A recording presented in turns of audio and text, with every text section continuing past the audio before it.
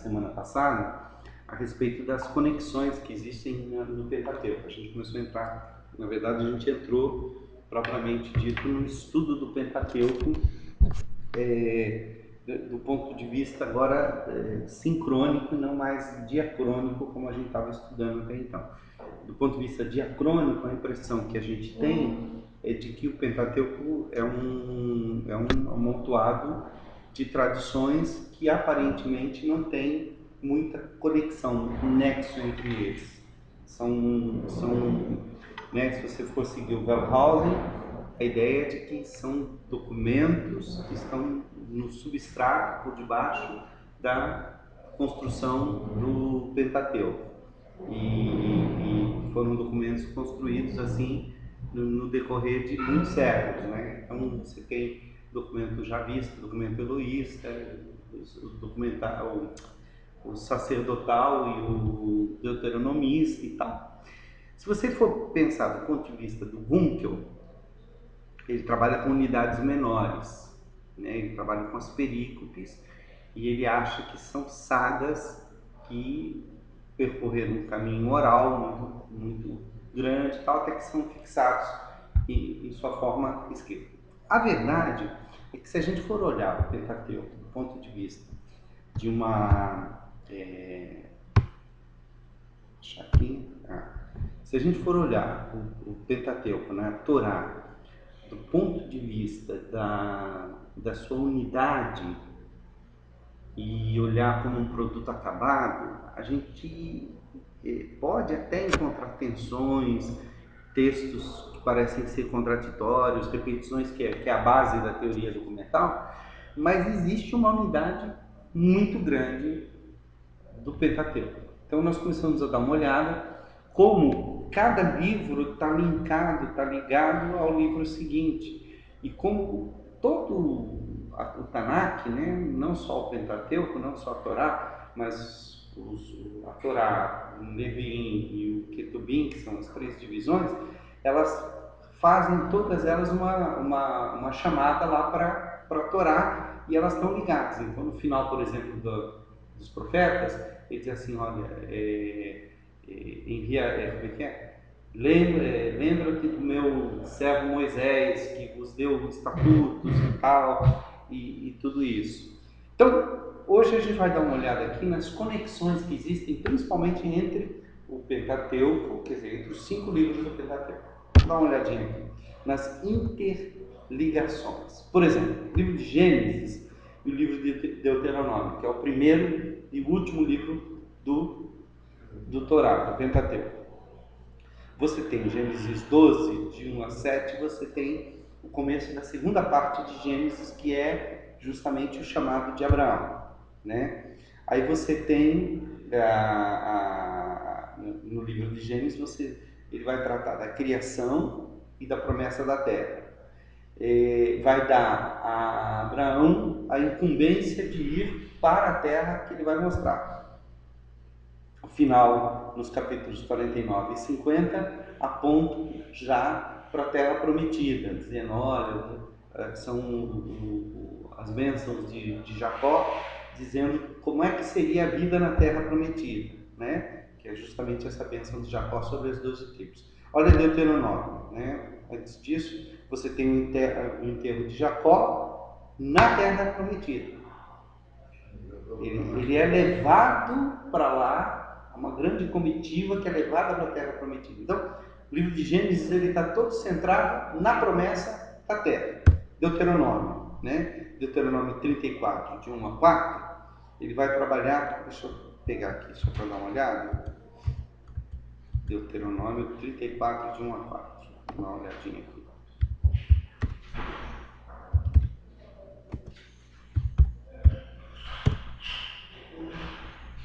Então subiu Moisés das campinas de Moabe ao monte Nebo, ao cimo de Pisga, que está defronte de Jericó. E o Senhor lhe mostrou toda a terra de Gileade até Dan, a mesma terra que Abraão havia percorrido. E todo Naftali, a terra de Efraim e Manassés, e toda a terra de Judá até o mar ocidental. E o Neguebe, e a campina do vale de Jericó, a cidade das palmeiras até Zoar. Disse-lhe o Senhor, esta é a terra que sob juramento prometia a Abraão, a Isaac e a Jacó. Então você vê a 34, Deuteronômio 34 está linkando exatamente ao Gênesis. Que o Gênesis fala, a promessa foi feita a Abraão, Isaac e Jacó, dizendo: a tua descendência e a darei. Eu falou que já teve lá, é meio impossível dele ter visto é meio essa impossível, exato, é meio impossível, pelo menos do local que é tradicionalmente colocado, que é o lugar mais alto lá do Monte Nebo, que é o Monte Pisgah, né? E faço vê-la com os próprios olhos, porém não irás para lá. Então notem que em Deuteronômio 34, de 1 a 4, você tem a retomada da promessa, né? Você tem instruções a partir de então para a vida na terra. Então note como existe uma conexão lá com a promessa da terra, tá? É dado ao povo a mesma incumbência que foi dada a Abraão, incumbência de ir entrar na terra prometida, né? Os capítulos finais de Deuteronômio são muito parecidos com os capítulos finais. Quais são os capítulos? São 33 e 34, né? Se a gente for dar uma olhada aqui, Deuteronômio 33, né? Ele vai abençoar as tribos, exatamente. Ele vai proferir a mesma bênção sobre as tribos, quer ver?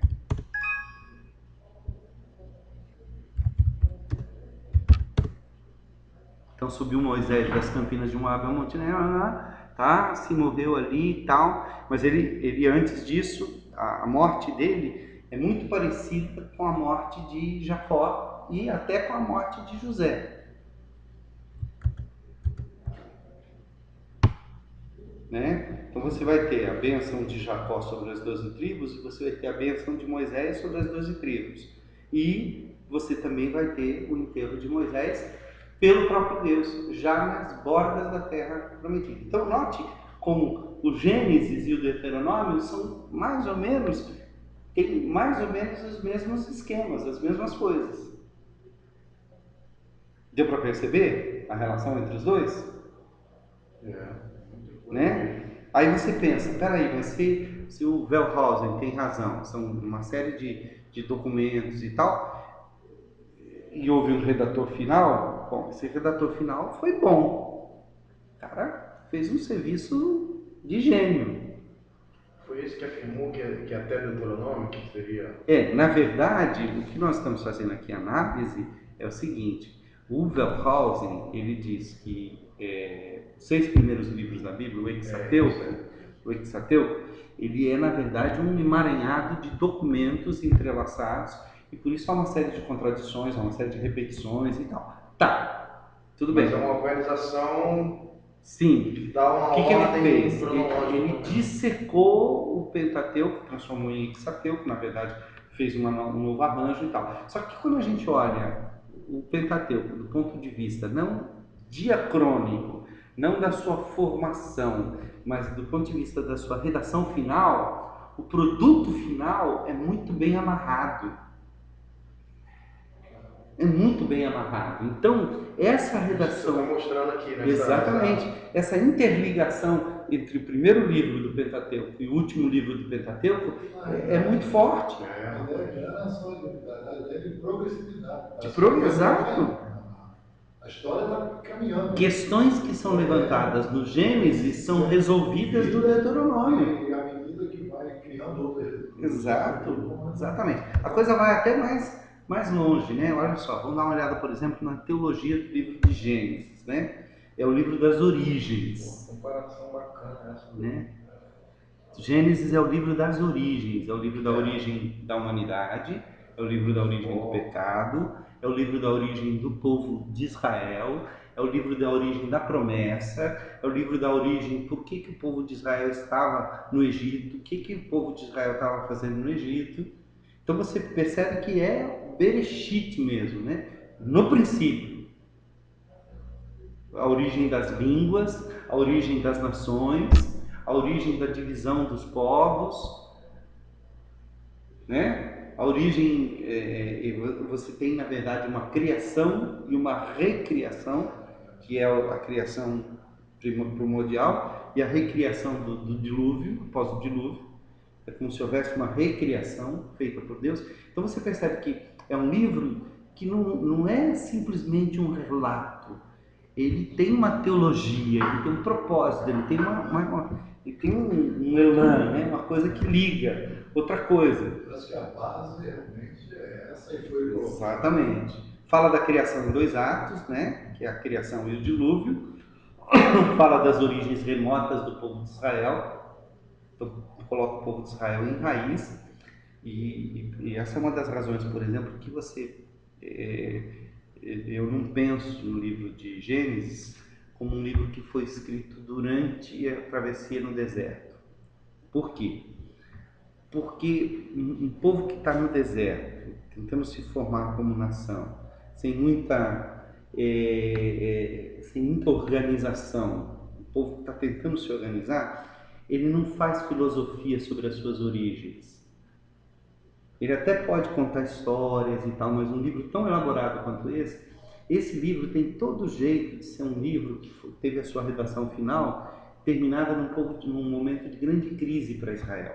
Provavelmente um momento em que, eu acho que o período do exílio talvez seja o melhor período, porque o povo estava longe da sua terra, precisava reafirmar suas origens, precisava reafirmar suas coisas, precisava voltar para a terra. Tem que voltar para aquela terra é nossa, aquela terra foi prometida por Deus. Mas por quê? Porque Abraão peregrinou nela, Isaac peregrinou, foi feita a promessa e tal. Então, o livro de Gênesis, e principalmente o primeiro capítulo, é um capítulo que ele trabalha com mitologias babilônicas da criação. Ele pega exatamente, eu vou mostrar depois para vocês, eu vou mostrar para vocês aqui uma análise dos 2 relatos da criação em Gênesis 1 e 2, para vocês perceberem como aquele relato, ele pega os nomes dos deuses, ou melhor, ele pega a essência dos deuses babilônicos primordiais, né? O deus cujo corpo virou a terra e tal, e ele demitologiza a mitologia babilônica. Então você tem Gênesis 1 é um texto mitológico, um texto escrito numa linguagem mitológica, mas que acaba tendo o efeito de demitologizar a mitologia. Porque, por exemplo, o Sol não é chamado de Shemesh, que era o nome do deus babilônico, Sol. O Sol é chamado de o grande luzeiro. A Lua não é chamada pelo nome babilônico ou nome hebraico, que é o nome de uma deusa, deusa Lua, que era uma deusa babilônica. Não, é chamada de pequeno luzeiro. Os astros do céu não são chamados pelos nomes babilônicos dos deuses astrais e tal, não, são chamados de os luzeiros. O abismo não é chamado pelo nome babilônico do deus do caos primordial, que é o Tiamat, mas é o Terron, é o abismo. Então ele pega aquilo que para os babilônicos eram seres divinais, transforma em coisas criadas por Deus. Então, quando a gente fica tentando ver em Gênesis 1 como é que a Terra foi criada, qual é a ciência, a gente está se desviando do propósito original de Gênesis 1. Gênesis 1 não foi escrito para dizer como é que a Terra foi criada, não é um relato científico. Não é um relato científico. É um relato de caráter mitológico, mas cuja finalidade é justamente estabelecer a verdade contra a mitologia babilônica, contra qualquer outra mitologia.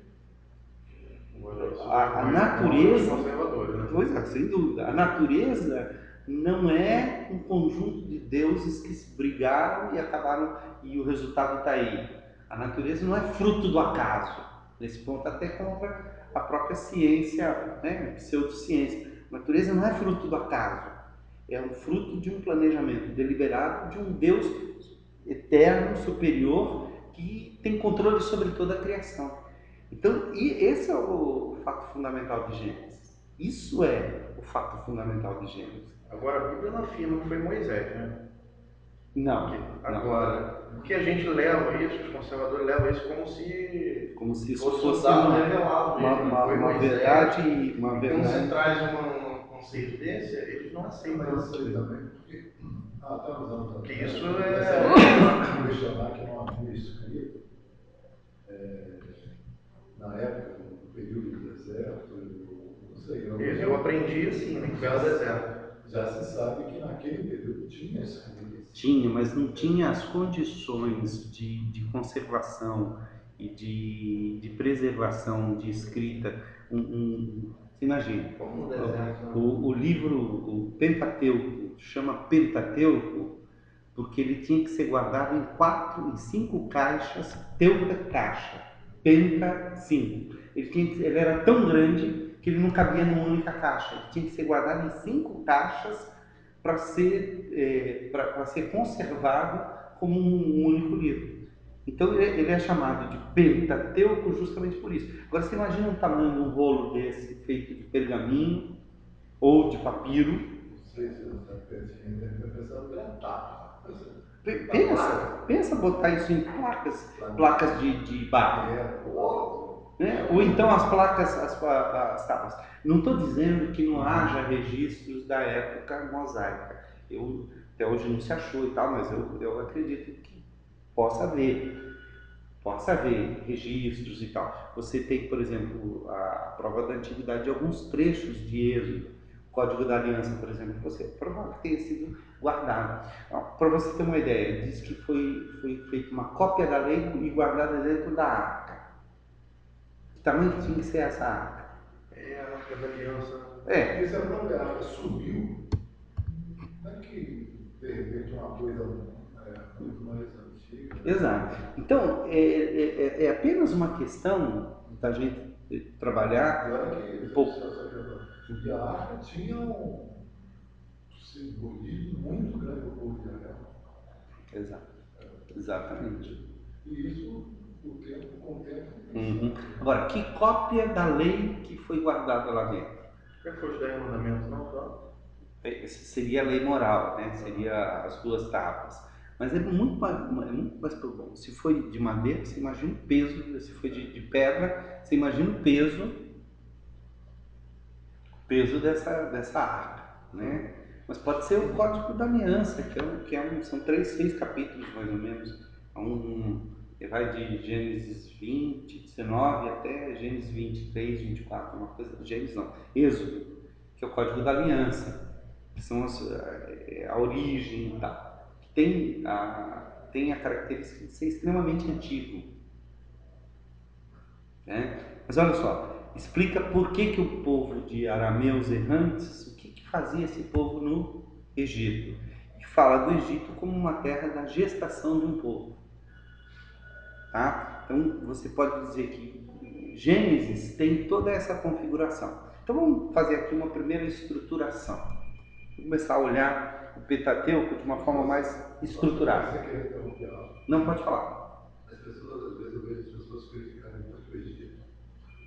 A questão do povo que fez mal ao povo. Mas o Egito, na história do povo de Deus, o Egito tem uma função muito importante e às vezes até de benevolência. O Egito foi o ventre no qual o povo foi gestado. Até tem um artigo muito interessante mostrando que, fazendo uma comparação, né? Quando você pega uma criança que está sendo gerada no ventre da mãe, se chegar a hora dela nascer e ela não sair do ventre da mãe, provavelmente morre ela e a mãe. Então, o povo de Israel, eu tenho a impressão que alguém está lá fora querendo sair. O povo de Israel chegou num ponto que ou ele saía do Egito ou ele morria. E aquela passagem pelo Mar Vermelho é muito interessante porque aquilo tem todo jeito de um parto. Já visualizei lá. Tem todo jeito de um parto. Exatamente, é um parto É ali que nasce o povo. Tá saindo com a mata Exatamente, exatamente. Esse artigo é interessante, eu tenho um resumo dele aqui. Vamos lá, olha só. Primeiro, o livro de Gênesis ele se divide em duas grandes seções, né? A história primeva, que vai do capítulo 1 até o capítulo 11, versículo 9, que fala da história das primeiras coisas. Lembra que eu falei da diferença entre o tempo narrado e o tempo de narrar? Você pega 11 capítulos onde você tem um tempo imenso de narração. Ele está narrando um período, em 11 capítulos ele narra milênios.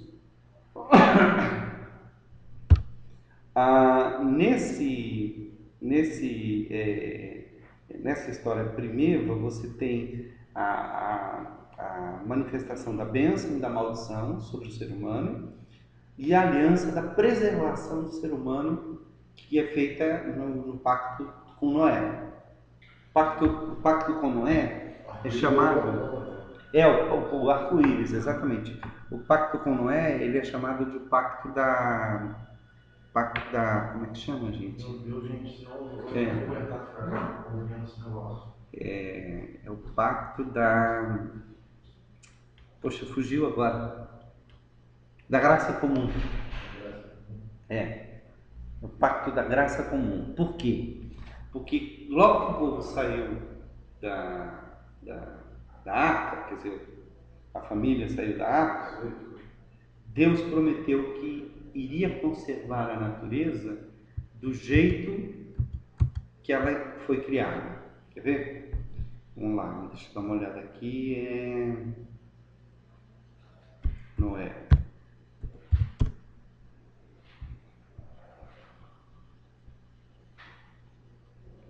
Capítulo 8 de Gênesis, né? Acho que é até mais. 8, acho que é 9. Isso, acho que é capítulo 9, não é? Abençoou Deus a Noé e a seus filhos e lhes disse: sede fecundos, multiplicai-vos, enchei a terra. A mesma bênção que foi pronunciada sobre o primeiro casal humano. Tu vê que nesse período o pessoal não vivia 400 anos, essas coisas. Exato. Estou falando aqui do pacto com Noé. O pacto que Deus fez com Noé é uma repetição do pacto da criação. Deus, ao criar, o que ele disse? Sede fecundos, multiplicai-vos, enchei a terra. Ok? Olha aqui no capítulo 9. Abençoou Deus a Noé e a seus filhos e lhes disse: sede fecundos, multiplicai-vos, enchei a terra. Pavor e medo de vós virão sobre todos os animais da terra, né? Dominai sobre os animais da terra e sobre todas as aves do céu. Tudo que se move sobre a terra, todos os peixes do mar, nas vossas mãos serão entregues. Exatamente o que foi dito em Gênesis. Tudo que se move e vive, ser-vos-á por alimento. Como vos dei a erva verde, tudo vos dou agora. Olha, já houve uma diferença. Até então só tinha sido dada a erva verde. Carne, porém, com a sua vida e tal. Agora, olha só, versículo 7. Mas está implícito, porque o suor já estava implícito lá na maldição. E é interessante que a maldição nunca foi lançada sobre o homem. Aquele que Deus abençoa, Deus não amaldiçoa. Mas aí eu falo sobre o suor. Sim, mas a maldição é sobre a terra. Porque isto fizesse, maldita é a terra por tua causa. Ele não amaldiçoou o homem. Ele ia sofrer por causa da terra. Ele amaldiçoa a serpente, mas ele não amaldiçoou o homem, nem a mulher. Ele amaldiçoa a terra. Sim, mas ele não diz que isso é uma maldição. Ele só diz: multiplicarei as dores e tal. Agora olha o versículo 7. Mas sede fecundos e multiplicai-vos, povoai a terra e multiplicai-vos nela. Diz também Deus a Noé: eis que estabeleço a minha aliança convosco e com a vossa descendência, e com todos os seres viventes que estão convosco, tanto as aves, os animais domésticos, os selváticos, que saíram da arca, como todos os animais da terra. Estabeleço a minha aliança convosco. não será mais destruída toda a carne por águas de dilúvio, nem mais haverá dilúvio para destruir a terra. Esse pacto, né, que é feito aqui, é um pacto da preservação. É o pacto da... Sem esse pacto não seria possível a salvação. O pacto da graça comum. Se Deus não tivesse prometido conservar o ser humano, conservar a natureza, conservar as coisas, não teria como salvar o homem. Olha aqui, ainda mais um pouquinho mais para frente, quer ver? Mas ele está dizendo aqui que não destruirá pelas águas do dilúvio. Sim. Não haverá mais dilúvio. Sim, porque o contexto ali era o dilúvio. Mas a ideia é de que a destruição não seria enquanto... quer ver? Tem até um texto que diz assim: enquanto houver sementeira e colheita... Deixa eu achar aqui. Ó, Gênesis 8, 22. Né? 8. Levantou Noé um altar, no versículo 20, ao Senhor, e tomando de animais limpos e de aves limpas, ofereceu holocausto sobre o altar. E o Senhor aspirou o suave cheiro e disse consigo mesmo: não tornarei a amaldiçoar a terra por causa do homem, porque é mau o desígnio íntimo do homem desde a sua mocidade. Nem tornarei a ferir todo vivente como fiz. Aqui ele não fala de dilúvio. Enquanto durar a terra, não deixará de haver sementeira e ceifa, frio e calor, verão e inverno, dia e noite. O que ele está dizendo? O capítulo 11. É o capítulo 8, versículos 20 a 22. Ele está dizendo, olha, a natureza vai continuar funcionando como eu fiz para ela funcionar. A natureza não será desvirtuada enquanto houver terra. Enquanto durar a terra. Então, esse pacto é um pacto muito interessante, porque esse pacto é a base do pacto da graça. Na verdade, ele é o pacto da graça num dos seus aspectos. Ele tem que tomar cuidado para não cair no dispensacionalismo que multiplica o número de pactos e tal. Na verdade, Deus só fez um pacto com o ser humano, que é o pacto da graça. Esse pacto da graça inclui o pacto da redenção, isso já é teologia sistemática, mas tudo bem. Ele inclui o pacto da redenção, que é um pacto feito entre o Pai, o Filho e o Espírito Santo, para salvar o homem. O pacto das obras é um pacto que, na verdade, o ser humano não cumpriu. Quem cumpriu o pacto das obras foi Jesus, o único ser humano que realmente poderia ser salvo pelas obras, seria Jesus Cristo. E o pacto da graça inclui todos os seres humanos em termos de preservação, para que os eleitos pudessem ser salvos. Então Deus prometeu preservar a humanidade inteira para que os eleitos sejam salvos. Tá? Então, só uma coisa interessante, lembra? No sentido de que o sol nasce para os ímpios e para os eleitos. Exato, exatamente.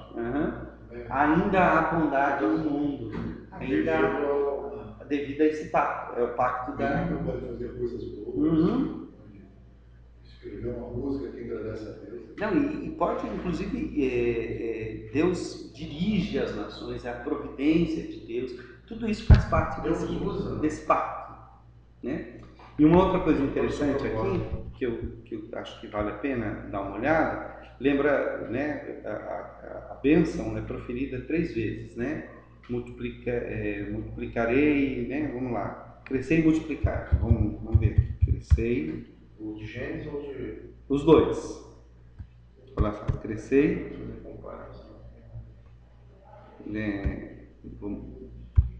Multiplicar. Frutificar, né? Esse é o de Gênesis. Não. Não, esse é o na minha versão corrigida só. Aqui não é. Não sei se estou vendo. Tá aqui. É de Gênesis, Gênesis também, né? Olha só, quer ver? Abençoou-os dizendo, sede fecundos, multiplicai-vos, enchei a terra. É Gênesis 1, 22, né? Esses três termos aqui, olha, sede fecundos. Onde é que está aqui? É isso mesmo. Só um segundinho. Ó, aqui, Gênesis 1, 22, né? Então, Deus está falando dos animais em Gênesis 22, não? Não. Aqui é os animais, desculpe. Com o homem ele vai falar mais para frente. Façamos o homem e os abençoou. 28. Sede fecundos, né? Vai Barak, né? Abençoou. Elohim, Adão, Elohim, e disse, né? Disse a ele para frutificai, crescei e multiplicar. Então, se você pegar esse termo parar, você vai ver ele sendo repetido em Gênesis 8, 17, não, Gênesis 9, sede fecundos, multiplicai-vos e encher a terra, né? Depois, você vai ver em Êxodo 1, 7. Mas os filhos de Israel foram fecundos, aumentaram muito e se multiplicaram. E grandemente se fortaleceram de maneira que a terra se encheu deles. Então, note que Êxodo começa retomando a promessa de Gênesis. Qual era a promessa de Gênesis? Crescei, multiplicai-vos, enchei a terra e dominai-a. Aqui diz, ó, os filhos de Israel foram fecundos, cresceram, aumentaram muito, se multiplicaram, grandemente se fortaleceu, de maneira que a terra se encheu deles. Qual é o próximo passo? Dominar. Esse era o medo de Faraó. Exatamente. Esse era o grande medo de Faraó. Não sei. Aí você tem que pensar o seguinte. Não, mas aí o que você tem que pensar é outra coisa. É que essa leitura é feita pelo israelita crente, cristão, israelita que tem fé, em que ele é que faz a ligação. Ele está narrando e está dizendo, olha, Faraó tinha razão de ter medo. O próximo passo aqui é dominar. Já é uma leitura da história interpretativa. Não quer dizer que o Faraó tivesse esse conhecimento de dizer, olha, está lá em Gênesis, nem sabia desse livro. Gênesis não existia. Não, percebe? Nós temos que pensar sempre do ponto de vista de quem está narrando. O Sitzen-Leben já é importante. Exatamente. Quem está escrevendo está interpretando. Exatamente. Então, note, nessa história primeira você tem bênção, maldição, aliança da preservação e tal. Depois você vai ter do capítulo 11 até o capítulo 50, capítulo 11 e 10 até o capítulo 50, você vai ter as origens remotas de Israel, que é a história patriarcal, que é o que dá identidade ao povo de Israel. Então, Gênesis é um livro que é muito importante para a identidade do povo.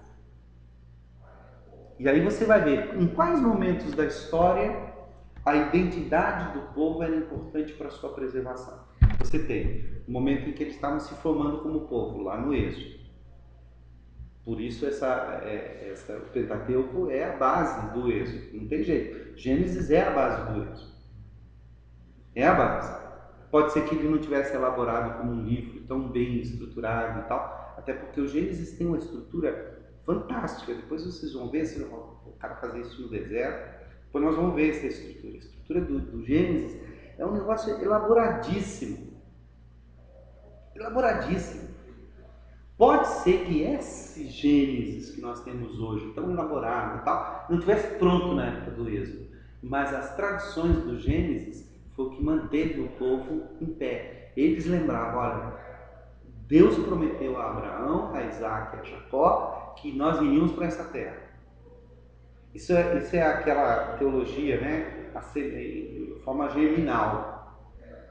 Forma germinal. Qual foi quando Deus apareceu a Moisés e falou para ir até o povo? Ele disse, mas se o povo perguntar que Deus é esse, que direi ao povo? Ele disse, diga que o Deus de vossos pais, o Deus de Abraão, o Deus de Isaac, o Deus de Jacó. Então, na cabeça do povo, Abraão, Isaac e Jacó estava presente.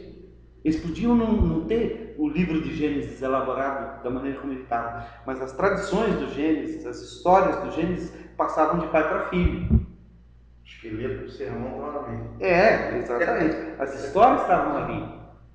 Essa que é a grande questão. Então você tem evidências de que as narrativas de Gênesis, a tradição, a história da tradição de Gênesis é muito antiga. Esse eu sou o Deus. Exato. E eu sou ali a revelação de Jeová. Tanto é que em Gênesis, toda vez que você encontra o nome tetragrama sagrado, é de certa forma um anacronismo, porque ele só se revelou por esse tetragrama sagrado em Êxodo, através de Moisés. Antes é uma retroprojeção, é ao contar se dá um nome, né? Bom, e você tem nessas origens remotas promessa e cumprimento e aliança na carne, que é a circuncisão, tá? E aí você pode dizer que um dos grandes assuntos do livro de Gênesis é justamente a bênção, tá? A bênção da fecundidade, a bênção de refrear o mal. Até é interessante porque o pacto com Noé, ele inclui essa questão do refrear o mal. Ele diz, se o homem derramar o sangue do homem, pela mão do homem o seu sangue será derramado. Então o que Deus estabeleceu ali? Ele estabeleceu a lei de talião, olho por olho, dente por dente. Ele estabeleceu a equidade, a justiça. E a justiça pode ser aplicada pelo ser humano. O poder de polícia que Deus deu ao ser humano é para refrear o mal, para que o mal não se multiplique. Mas na frente ele vai especificar Mas na frente ele vai dar as leis pelas quais esse poder pode ser exercido. Ele também faz a promessa, a bênção da preservação, que eu falei para vocês, né? E aí você vai ter a promessa e o cumprimento. Gênesis vive na esperança. Então você tem a promessa da bênção e a esperança do cumprimento dessa bênção, toda ela estabelecida. Tanto é que o último capítulo de Gênesis é muito interessante. Você pega lá Gênesis capítulo 50, como é que termina, né? Finalzinho, a morte de José e tal. Lá no finalzinho você vai ter, disse José a seus irmãos, eu morro, porém Deus certamente vos visitará e vos fará subir desta terra para a terra que jurou dar a Abraão, a Isaque e a Jacó. José fez jurar os filhos de Israel, dizendo, certamente Deus nos visitará e fareis transportar os meus ossos daqui. Morreu José da idade de 110 anos, embalsamaram-no e o puseram no caixão no Egito. Então, o último capítulo de Gênesis é um caixão, mas é um caixão cheio de esperança. É um caixão que fala da esperança de um povo. E o Êxodo começa mostrando isso também, que levaram os ossos depois dele. Essa coisa estava enraizada ali, né? Porque José poderia querer morrer no Egito, porque foi no Egito que ele... Agora, olha como é que o Êxodo começa. São estes os nomes dos filhos de Israel que entraram com Jacó no Egito. Cada um entrou com a sua família, né? E aí vem os nomes, tal. Todas as pessoas depois que desceram de Jacó foram 70. Porém, José estava no Egito. Faleceu José e todos os seus irmãos e toda aquela geração. Mas os filhos de Israel foram fecundos, aumentaram muito, se multiplicaram e grandemente se fortaleceram, de maneira que a terra se encheu deles. Retomou Gênesis 1.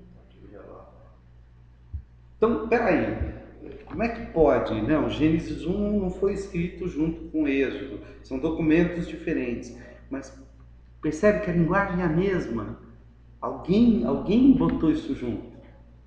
Pode ser que na base do Gênesis exista de fato documentos, existam de fato tradições, existe uma série de coisas, mas a verdade é que quando você lê, você encontra a unidade. É isso que é fantástico. Você encontra essa unidade de Gênesis, tá? Então vamos lá. No caso, né, lá da bênção, você tem a descendência como parte da bênção, a terra como parte da bênção e o resgate do povo que tinha sido colocado no Egito para ser gestado como nação, tá? Então, Gênesis é a história do nascimento de um povo. Então você vai ter 3 grandes ciclos, né? A história de Abraão e Sara, a história de Isaac e Rebeca e a história de Jacó, Lia e Raquel. São 3 gerações que são dadas. O livro termina com os 12 filhos de Jacó como fundadores das 12 tribos de Israel e José na terra do Egito. Outra divisão de Gênesis pode ser focalizada através de uma delimitação de seções. É muito interessante porque em Gênesis, esse termo aí, Toledô, que significa gerações, ele aparece 11 vezes em Gênesis. Tanto é que ele tem sido usado como base para... Quer ver? A primeira vez que ele vai aparecer é Gênesis 2, 4.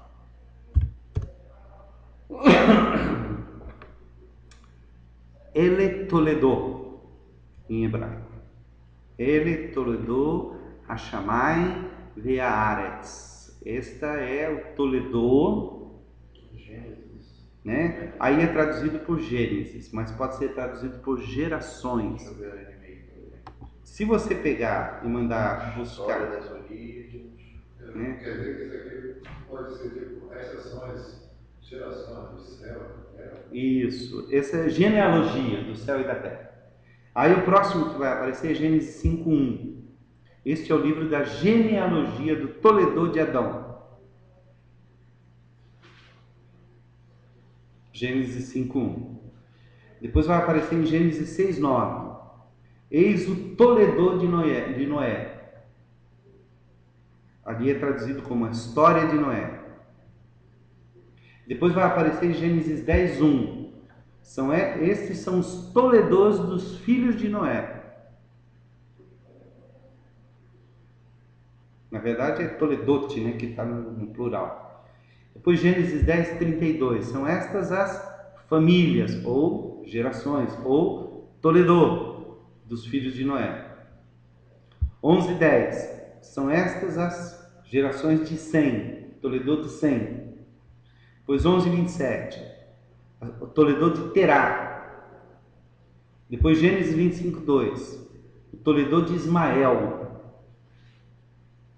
E depois o 25:13, que também na verdade é um eco do 12, né? Esses são os filhos segundo o nascimento e tal. Tá aqui, onde que tá Toledô aqui? Letoledotan, que na verdade é só uma repetição de Gênesis 25:12. Então esses Gênesis 25:12 e 13, eles são considerados uma única aparição do termo. Depois vem 25:19. Esse é o Toledô de Isaac. 36:1. Toledô de Esaú. 36:9. O Toledô de Esaú também, de novo, né? 37:2. Esse é o Toledô de Jacó. Esses 10 Toledôs, na verdade aqui são 11, né? Olha, 1, 2, 3, 4, 5, 6, 7, 8, 9, 10, 11, 12, 13, não apareceu 13 vezes. Mas olha só, na verdade os estudiosos costumam dividir esses Toledos, né, como 10 seções. Eles fazem alguns agrupamentos aí. Por isso que eu estava dizendo para vocês que o livro de Gênesis tem uma estrutura muito complexa. Tá? Olha a estrutura do livro de Gênesis. Gênesis 2:4, você tem o Toledô do céu e da terra, onde você tem uma história. Gênesis 5:1, você tem o Toledô de Adão. E aí você vai ter uma genealogia vertical, dizendo quem é filho de quem, nesse sentido. Fulano gerou fulano, que gerou fulano. A genealogia horizontal, ela pega irmãos, lado a lado. Ela vai dizendo, ó, Sem teve tal filho, Cão teve tal filho, Jafé teve tal filho. Então é horizontal. Então olha que interessante. O Toledô de Noé também é história. O Toledô dos filhos de Noé é uma genealogia horizontal. E o Toledô de Sem volta a ser uma genealogia vertical. Isso não tem a genealogia vertical, é do pai até a... Isso, é o pai, o filho, o neto, o bisneto e tal. A horizontal é quando você pega irmãos e dá a genealogia de cada um deles. Então você vai pegando lado a lado, como se você comparasse lado a lado. Esses primeiros 5 Toledôs fazem parte da história primeiro,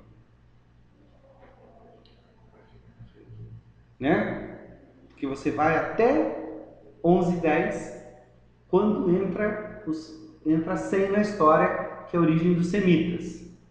Dentro dos semitas você vai ter Terá, que é o pai de Abraão, Ismael, que é o pai dos ismaelitas, e aí você tem uma nova genealogia horizontal, Isaac, que é o pai de Jacó, Isaú, que é um desvio da história de Jacó, e a história de Jacó ela vai se cumprir na história de José. Que é interessante que não se fala eis o Toledô de José. Diz assim, eis o Toledô de Jacó. José tinha 17 anos e tal. Então, o Toledô de Jacó só se completa na história de José. Então, olha que interessante. Se você dividir o livro de Gênesis desse jeito assim, você vai descobrir o seguinte, que você tem uma divisão exatamente igual entre a história primitiva e a história patriarcal. São 5 Toledôs para contar a história primitiva e 5 Toledôs para contar a história patriarcal.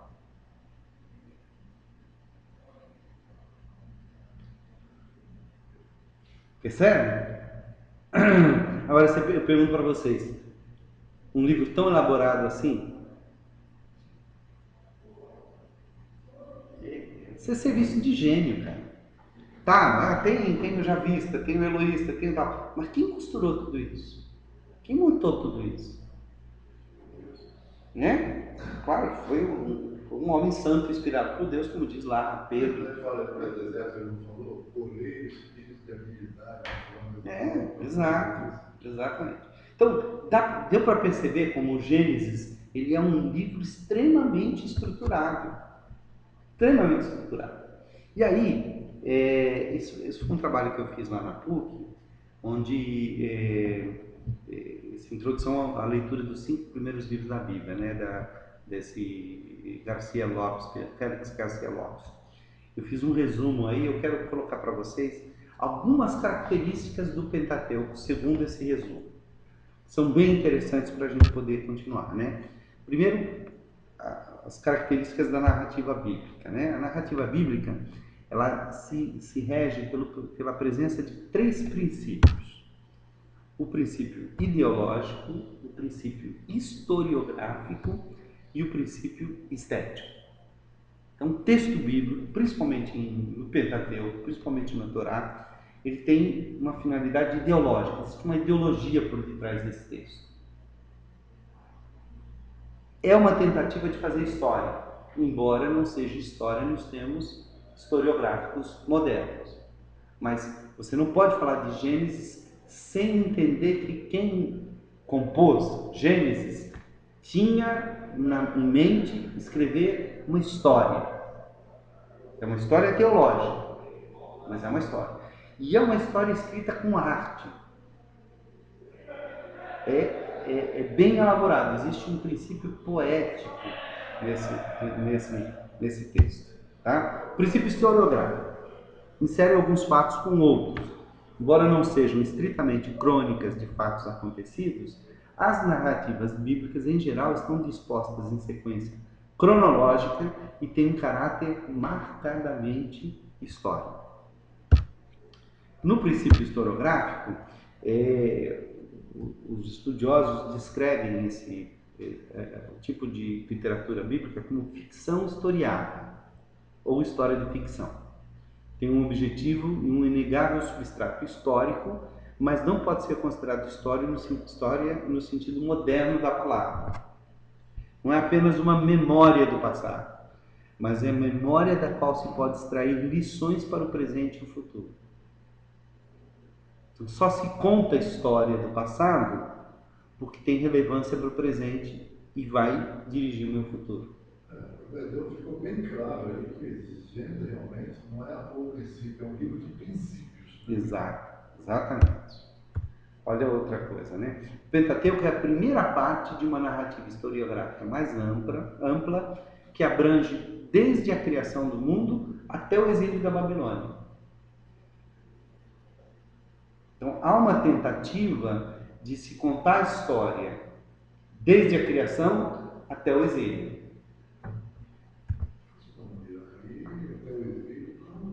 O Pentateuco é a primeira parte. Ele fica sempre remetendo as pessoas a ver o princípio. Não, mas pensa o seguinte, a impressão que você dá é que o Gênesis, Êxodo, Levíticos, Números, Deuteronômio, Josué, Juízes, tira Ruth fora, Samuel, Reis, é uma história só contada desde a criação do mundo até o exílio. É cronológico, tem uma ordem. Você tem uma ordem. É uma sequência mesmo. Tanto é que existe uma outra, a Bíblia tem duas dessas narrativas. A outra narrativa deixa eu achar aqui para vocês, a outra narrativa é Crônicas. Quer ver?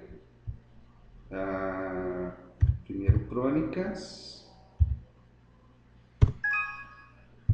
Opa. Poxa, cadê o Crônicas aqui? Um CH. Crônicas 1:1. Como é que começa? Adão, Sete, Enos, Cainã, Maalalel, Jared, Enoque, Metusalém, Lameque, Noé, Sem, Cã e Jafé. Os filhos de Jafé foram, notem, de 1 até 4 é uma genealogia vertical. Adão, Sete, Enos, Cainã, Maalalel, Jared, Enoque, Metusalém, Lameque, Noé. Até aí é vertical. A partir daí, Sem, Cã, Jafé já é horizontal. Filhos de Jafé, tal. Os filhos de Gomer, tal. Os filhos de Javã, tal. Os filhos de Cã, tal. Os filhos de Cuxi, tal. E aí você, olha o que ele está fazendo. Olha lá no versículo 9, quer ver? Onde é que está? Rapaz, isso aí não termina nunca, meu Deus. A Éber nasceram 2 filhos, um foi Peleg e tal. Veja o versículo 26. Serug, Naor, Terá e Abraão. E Abraão, que é Abraão. Versículo 26. 26. Os filhos de Abraão, Isaque e Ismael. São essas as suas gerações. Olha o Toledo aí de novo. E aí vai, até chegar nas tribos de Israel. Vamos ler isso aí. Aí vem Crônicas 2:1, são esses os filhos de Israel. Tal. Aí, quer ver só? Aí termina lá 2 capítulos só de gerações, né? Tal. Crônicas 3:1. Esses foram os filhos de Davi. Mas por Isaac aqui eu não estou vendo. Isaac está aí. Isaac está lá no versículo 14, se eu não me engano. Ó, o que ele está fazendo? Ele está contando a história desde Adão. A cada capítulo ele está trazendo um... E aí você pega o último capítulo de Crônicas, do livro das Crônicas, do cronista, o último capítulo lá, que é o 36, né? 36, o que diz aqui? Também o rei Ciro tirou os utensílios da casa do Senhor, e todos os utensílios de ouro e de prata foram 5.000 e tal, quando os do exílio subiram da Babilônia para Jerusalém. Então note que Crônicas é uma tentativa de contar a história desde Adão até o exílio. São 2 livros contando essa história toda. Já Gênesis a 2 Reis é uma outra versão da mesma história.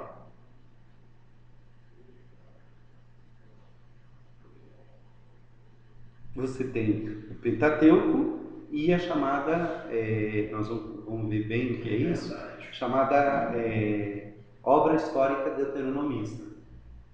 Obra histórica deuteronomista que começa com Deuteronômio e termina com 2 Reis. Então até Reis, de Gênesis a Reis, há uma... Você tem uma sequência direta. A Crônica já é uma outra... Já é como se uma outra visão da mesma história. E começa no mesmo ponto, de Adão. Vai até o cativeiro. E vai até o cativeiro, não, vai até a libertação. A libertação, assim. Segundo Reis não fala da libertação.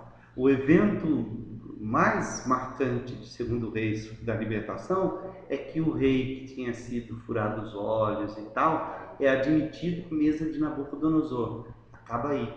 Esse começou a restauração. Por quê? Porque provavelmente quem redigiu, o redator final, não viu a volta.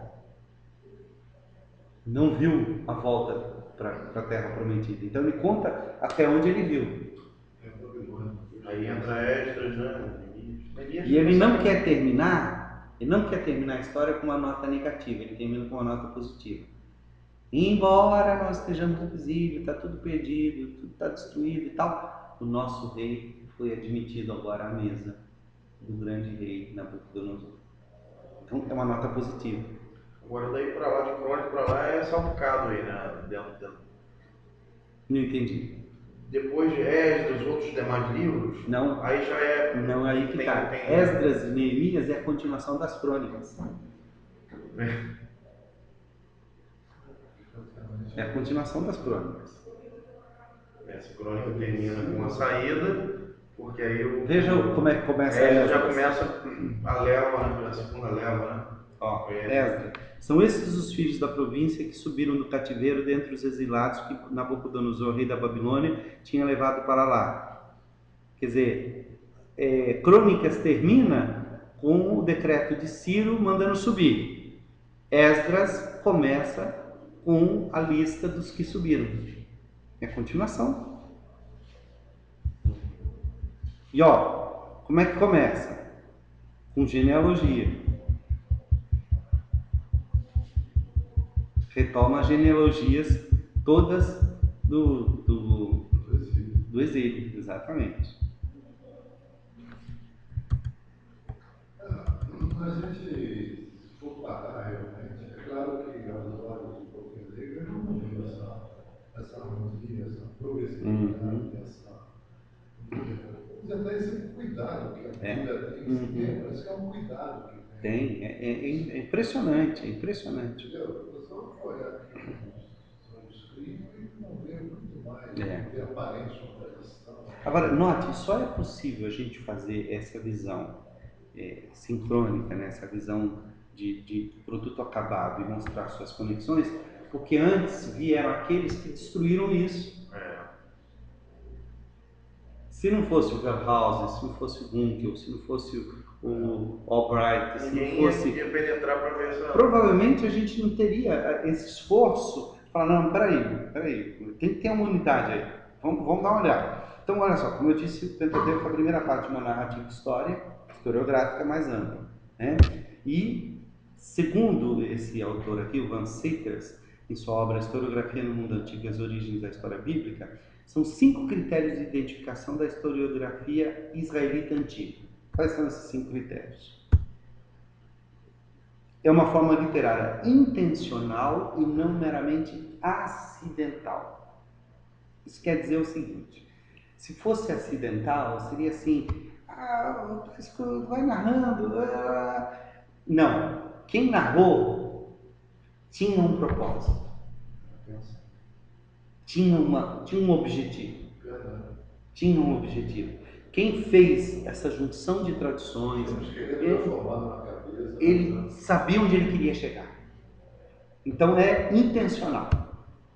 Né? Não consiste somente numa descrição objetiva do passado, mas compreende também a valorização e a interpretação dos acontecimentos históricos. Então não é uma narrativa isenta. Tanto é, vou dar um exemplo. O período do rei Acabe foi um dos períodos mais prósperos de Israel. Se fosse uma narrativa isenta, diria-se o seguinte: olha, foi um período maravilhoso, um período de grande prosperidade, um período...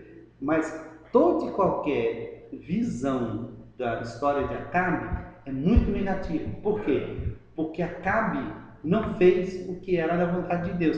Então, o governo dele é menosprezado, embora tenha sido um dos governos mais brilhantes que Israel teve. Talvez só comparável à época de Salomão. Israel ficou conhecido internacionalmente. Existem inscrições da época de Acabe falando do filho de Onri. Ele foi notado pelas nações, pelas outras nações. Então, não é uma descrição objetiva, no sentido de que é isenta. Não está simplesmente contando os fatos. Não, está mostrando a valorização e a interpretação desses fatos. Outra coisa, sempre conta a história com os olhos no presente. Examina as condições atuais com a sua casualidade moral. Quer dizer, a história tem valor porque está de acordo com a vontade de Deus, ou não. O julgamento da história é feito pelo critério de Deus e não pelo critério humano. Outra coisa, é a obra de uma nação. É uma obra que dá identidade a uma nação.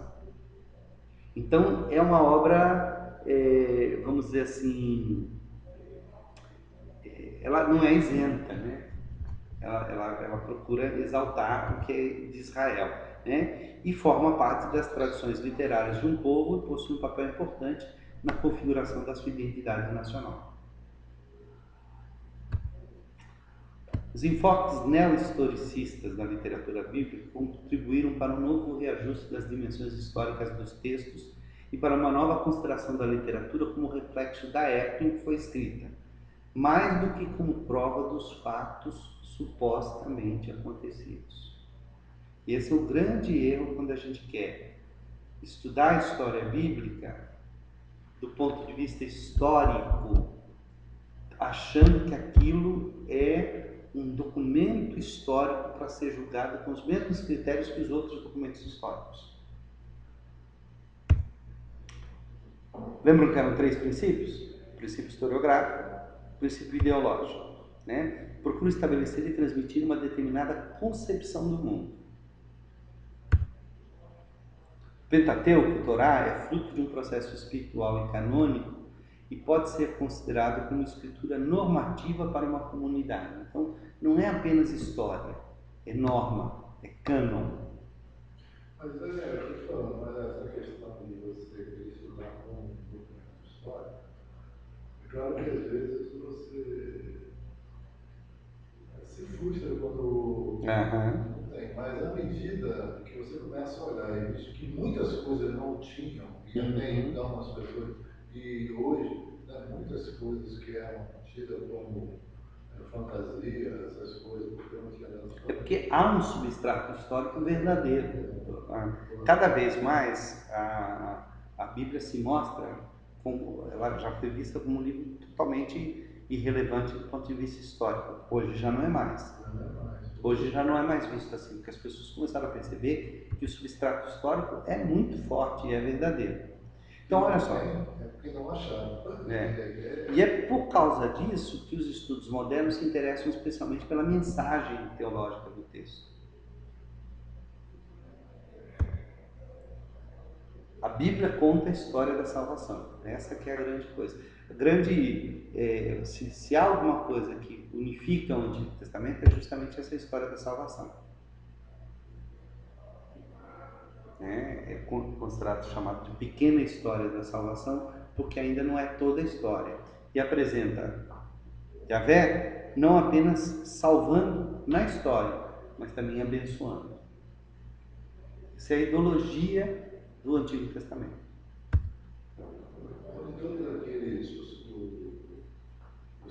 Aquela tentativa de centro. Note que a gente já falou em três possibilidades de centro aqui. Gênesis fala de promessa, Gênesis fala de bênção. Já o Pentateuco fala da história da salvação. Então é complicado você eleger um único centro. Falou de aliança também, né? De aliança. Então olha só. Acho que tudo converge. Exato.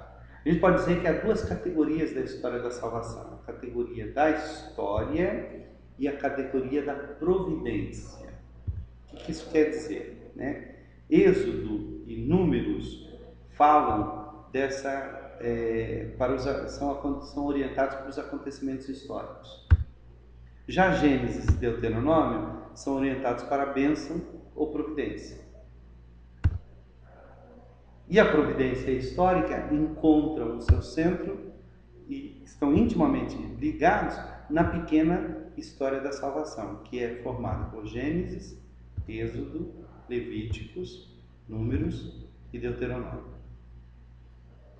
O que é chamado de pequena história da salvação, na verdade, é o Pentateuco, são os primeiros 5 livros da Bíblia.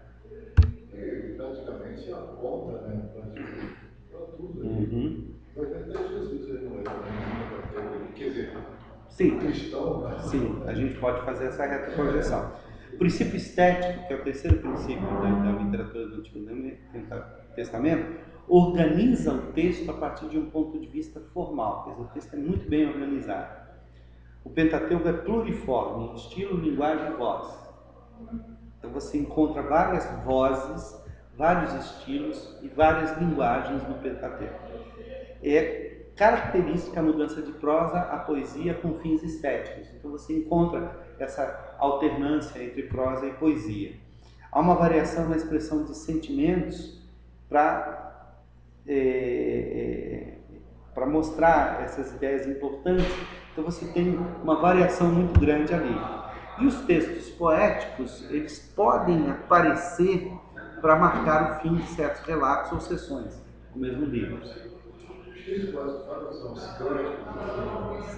Seriam aqueles textos que, no ponto de vista formal hebraico, são caracteristicamente poéticos. Então utiliza-se, por exemplo, com criatividade de regras e cânones estéticos já presentes nas culturas próximas a Israel e serve-se de diversas formas literárias e diferentes recursos estilísticos. E aí, as coleções legais do Pentateuco, a gente vai dar uma olhada na próxima aula. A gente vai dar uma olhada em pequenas coleções que existem dentro do livro do Pentateuco.